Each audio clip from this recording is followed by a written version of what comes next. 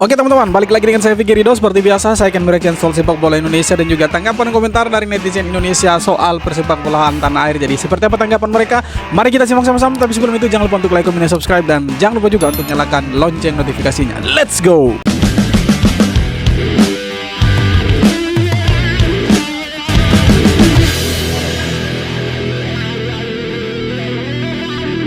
Semacam penipuan terhadap sensasi itu. Gue tidak ada masalah dengan pemikiran atau statement-statement Pak Rocky Gerung kalau soal politik, karena itu memang wilayahnya beliau lah.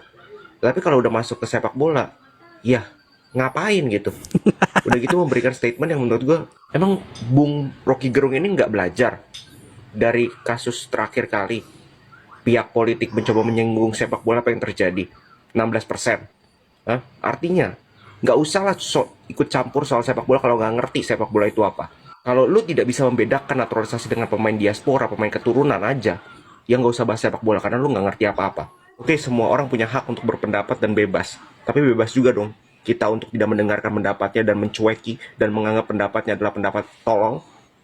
Oh, ini katanya statement atau postingan Bapak Peter Gontam, mantan duta besar Indonesia yang ada di Polandia, yang ada beberapa poin ibaratnya tuh mengkritisi juga ya keputusan dari PSSI untuk menaturalisasi beberapa pemain keturunan. Ya, yang pertama adalah semua orang berhak bebas saja berpendapat, ya kan, punya hak yang sama untuk berpendapat. Dan yang kedua adalah ya nggak usah diributkan lah, nggak usah terlalu dipermasalahkan ya, karena ujung-ujungnya PSSI pasti tahu apa yang mereka lakukan. Nggak mungkin mereka sembarangan naturalisasi terus tidak memikirkan contoh. Kalau nanti tidak membela timnas Indonesia lagi, paspor akan dibuang. Kan itu udah dikonfirmasi juga, udah dibantah juga oleh ada bagian pemerintah yang ngurus soal itu.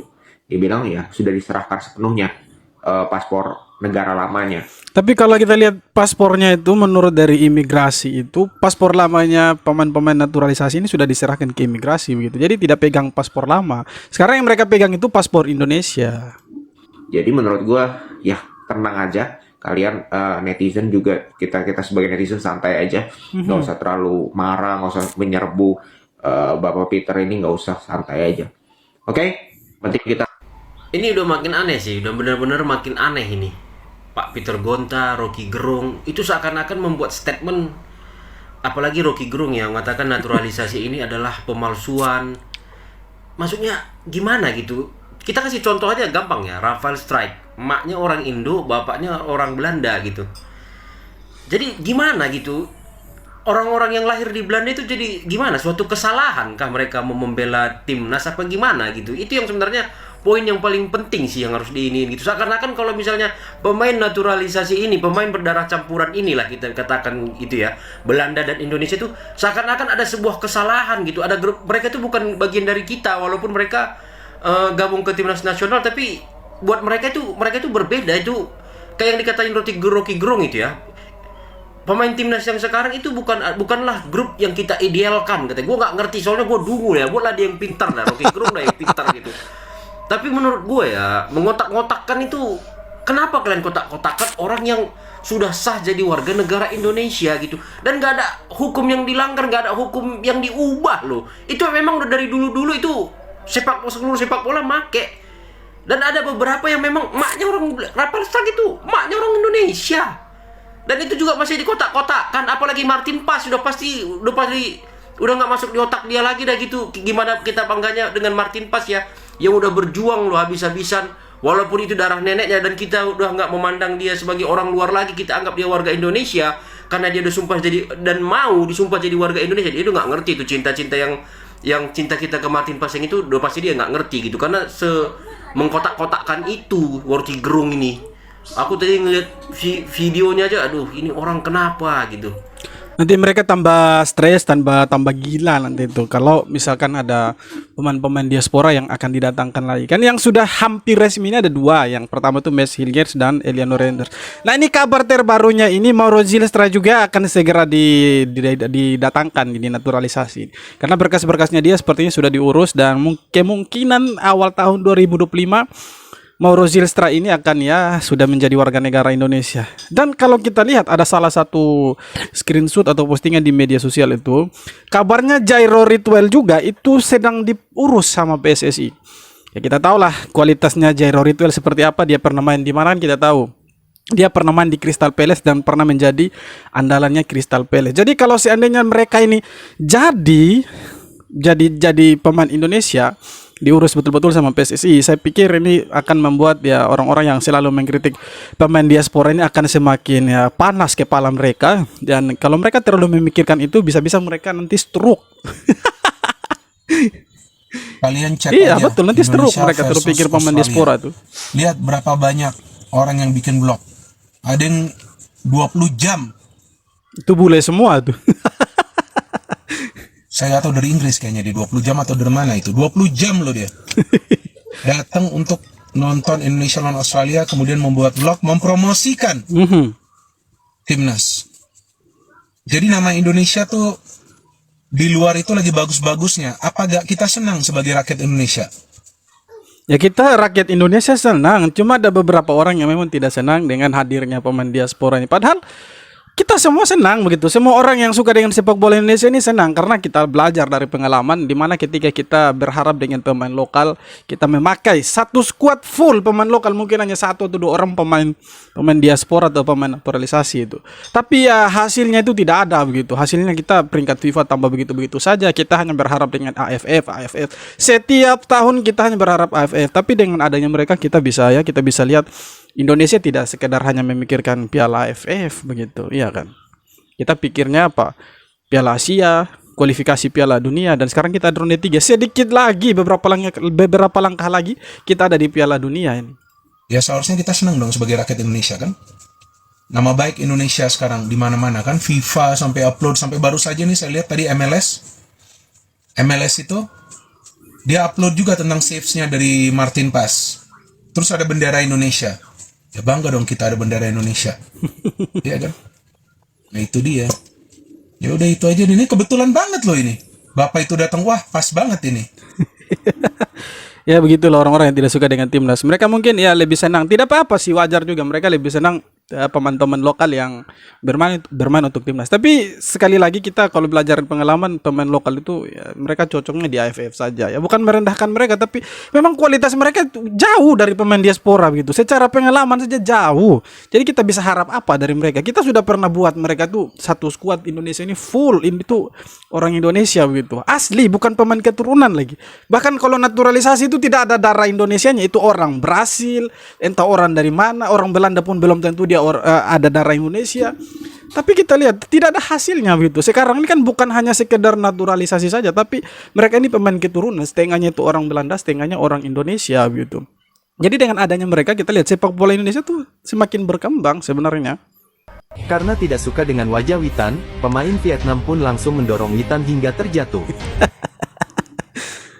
Pada saat itu, Ini trik timnas marketingnya Indonesia Witan. berhasil menggagalkan serangan Vietnam dan langsung melakukan serangan balik cepat. Saat itu, Yakob Sayuri menggiring bola itu dengan cepat. Disusul Witan yang berlari untuk mencari ruang. Melihat Witan yang berlari, pemain Vietnam pun langsung mengejar untuk menutup ruang. Witan pun langsung menatap wajah Witan bilang, tatap wajah saya, nanti kau akan saya hipnotis nih di tem. Disiku tau sama pemain Vietnam ini. pemain Vietnam tersebut. Karena tidak suka dengan wajah Witan, pemain Vietnam pun langsung mendorong Witan hingga terjatuh. Memang sengaja dia itu cari kartu kuning. Demi bisa menendang penalti, pemain timnas ini harus bersihkan lumpur di lapangan. Momen itu terjadi pada tahun 2017 lalu di Stadion Harapan Bangsa di Aceh. Dalam laga menghadapi Mongolia, Indonesia mendapatkan penalti. Saat itu kondisi lapangan becek berlumpur akibat hujan. Alhasil penendang penalti timnas yaitu Spasiujevic sampai harus membersihkan lumpur yang menggenang. Memang salah satu permasalahannya kita di Indonesia ini sebenarnya bukan kualitas pemain saja, tetapi ya fasilitas. Kita lihat lapangan ini ya, kalau kita lihat kembali ke tahun 2017 ini parah sampai berlumpur begini nih lapangan. Tanam padi ini hidup padi. Lancar. Ketika itu aksi Spasiujevic tersebut banyak dijadikan meme oleh orang. Seperti dia mau tanam padi di sawah, lihat ini. Lumpur semua. Yang suka bengal tahu siapa di timnas? Menurut gue ya, Justin Hapner. Hapner. Betul. Itu jahil. Makanya dijulukinnya kan Bang Preman. Iya. Iya. Tapi Jairnya smart. Jairnya dia smart. Bukan hanya jahil, dia bikin lawan kerepotan juga dia tuh. Beliau malu atas prestasi timnas Indonesia saat ini. Padahal semua pecinta sepak bola tanah air bangga atas prestasi timnas Indonesia yang sudah tembus ke round 3 kualifikasi Piala Dunia 2026 zona Asia. Mantan Duta Besar RI untuk Polandia ini adalah Peter Gonta. Beliau mencurahkan kemaluan. Mohon maaf, maksud admin kegalauannya melalui Instagram pribadinya. Beliau malu karena 9 pemain timnas adalah bangsa asing yang dinaturalisasi. Bahkan beliau sempat marah dan mengusir teman asingnya keluar dari kantor saat beliau mendengar temannya itu mencemooh PSSI. Ya mungkin dia buat begitu karena dia malu dengan temannya dia mungkin. Tapi kenapa harus menyalahkan 9 pemain naturalisasi? Kalau kita bilang mereka bangsa asing yang dinaturalisasi, tidak juga. Seperti yang sudah saya bilang di video-video sebelumnya, mereka bukan bangsa asing. Setengahnya itu orang Indonesia. Kenapa kita harus bilang mereka bangsa asing sedangkan darah mereka itu ada darah Indonesia? Apakah salah kalau mereka itu lahir di Belanda dan bapak mama mereka itu ada yang orang Belanda? Apakah salah? Atau seperti apa? Dahulu jadi pemain naturalisasi timnas, sekarang jadi satpam klub malam. Johnny van Beukering adalah salah satu pemain keturunan Indonesia asal Belanda. Ini salah satu pemain naturalisasi yang paling gagal, paling gagal untuk Indonesia dia sudah, Johnny van Beukering. Di era ke-8 PSSI tahun 2011.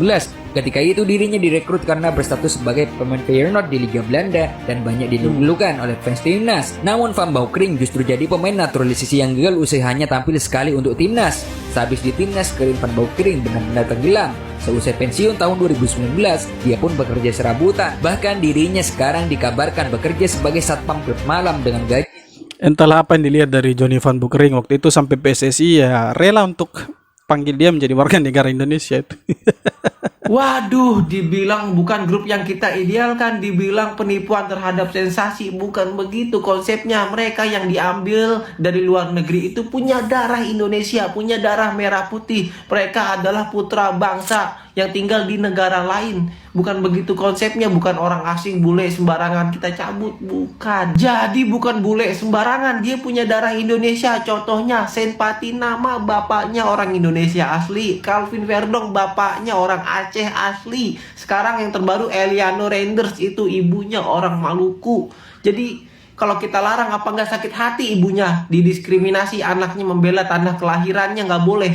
Apa nggak diskriminasi itu namanya? Kita ambil contoh misalkan Bung Rocky nanti nikah dengan orang luar negeri gitu, punya anak, anaknya mau membela timnas Indonesia, nggak boleh sama segelintir orang. Dibilang Ya kalau seandainya seperti itu kita larang dia punya anak jangan main bola di Indonesia gitu.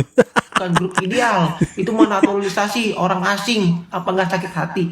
Saya mah sakit hati banget. Jadi yang mau saya garis bawahi adalah mereka punya darah Indonesia, punya darah merah putih, bukan apa yang terjadi next? Jadi gini sistemnya. Yang lolos itu 18 tim. Oke. Gue kasih sedikit gambaran. Itu round ketiga. Putaran ketiga lolos 18 tim dibagi 3 grup. 6-6-6. Artinya kita masih 10 pertandingan. 5 home, 5 away. Sampai Juni tahun depan. Ya. Drawingnya itu 27 Juni. September match pertama sampai Juni tahun depan baru kita tahu apakah lolos Piala Dunia atau enggak. Nah, 6 grup ini 1 sampai 2, 1-2, 1-2 juara grup dan runner up itu lolos ke Piala Dunia. Oke. Itu sudah 6. Nah, yang nomor 3 dan nomor 4 di grup ini itu kan ada 3 grup, 3-4 jadi 6 tim. Itu masuk lagi dibagi 2 grup. 3 tim. Nah yang posisi 5-6 itu mereka langsung gugur otomatis itu. Sedangkan 3-4 kan masih bisa ikut playoff. Kan begitu saja sebenarnya. Buat kemarin yang bilang dengan skuad timnas Indonesia yang sekarang seharusnya Indonesia layak menang lawan Arab Saudi. Buat timnas Indonesia yang dilatih Coach STY yang benar-benar dilayanin oleh Pak Erick Thohir seharusnya bisa menang lawan Arab Saudi. Itu nggak ada respect-respectnya buat orang yang bilang kayak gitu ya teman-teman. Masa kalah sama pemain Arab teman-teman. Ini ada pemain Arab back timnas Arab Saudi, Sultan Al Ghanam teman-teman. Dia tuh respect banget. Masa dia bilang kayak gini teman-teman, kami bermain bagus di pertandingan melawan Indonesia, tetapi kami menghadapi tim Indonesia yang sudah lebih maju dan kami akan menebusnya di pertandingan-pertandingan berikutnya. Ini lawan loh teman-teman, ini lawan bisa serespek ini. Masa yang kalian dalam negeri yang memang benar-benar orang Indonesia malah ngeremehin perjuangan timnas. 1 poin dari kandang Arab Saudi itu udah bagus banget teman-teman. Masa kalian nggak ada respect-respectnya teman-teman? Nggak ada menghargai perjuangan pemain-pemain timnas yang kemarin berjuang melawan Arab Saudi teman-teman. Wah, ini gimana kalian? Patut dipertanyakan ya nasionalisme kalian ya teman-teman. Mereka lebih dukung Arab Saudi sebenarnya itu. Kalau naturalisasi nanti bertambah untuk memperkuat timnas Indonesia, hebatnya pelatih di mana? Ya, Tapi kalau pakai pemain full lokal juga, apakah bisa mengalahkan Arab Saudi dan Australia? Belum tentu juga. kan pelatih nggak selamanya toh. Bahkan Soal hasil pun kan belum tentu kan. Sekarang gini aja logikanya. Iya, dengan memang kayak pemain diaspora saja hasilnya belum tentu, apalagi kita pakai pemain lokal. Itu justru hasilnya sudah tentu, itu kalah terus kita tuh. Ini hero sebenar timnas Indonesia. Banyak fans Garuda yang puji Martin Paes untuk prestasi permainan dia ketika menentang Arab Saudi dan juga Australia. Tidak dapat dinafikan sumbangan Paes memang terbaik dan sangat penting. Tapi pendapat Abang, ada seorang lagi pemain yang lebih menyela dan perlu diberi kredit. Kalau Real Madrid ada Danny Carvajal, timnas Indonesia ada Kelvin Verdong. Antara semua defender Indonesia, Verdong yang paling... Dia punya nama kita ganti jadi Dani Carvajal Verdong. Atau Verdong Dani Carvajal itu.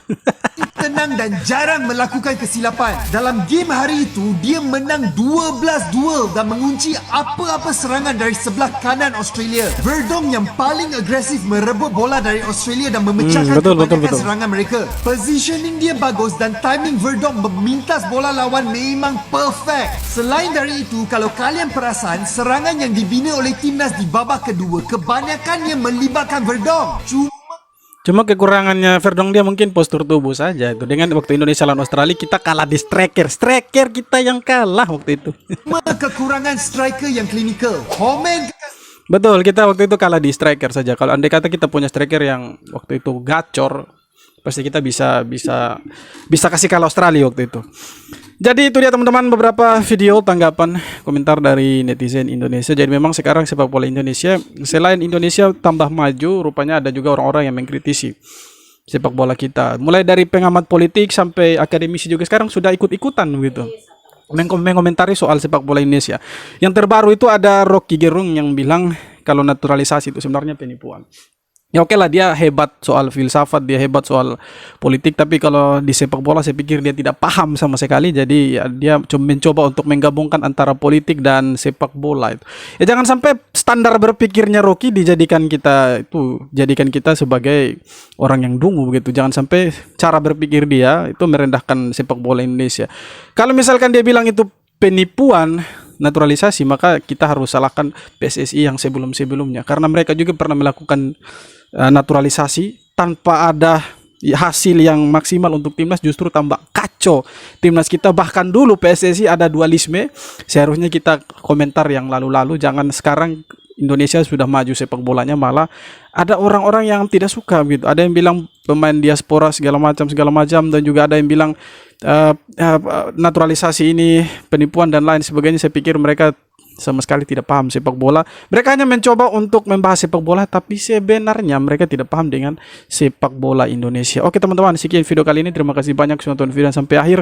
Sekali lagi jangan lupa untuk like, comment, dan subscribe. Kita jumpa lagi di video-video berikutnya. Hormat.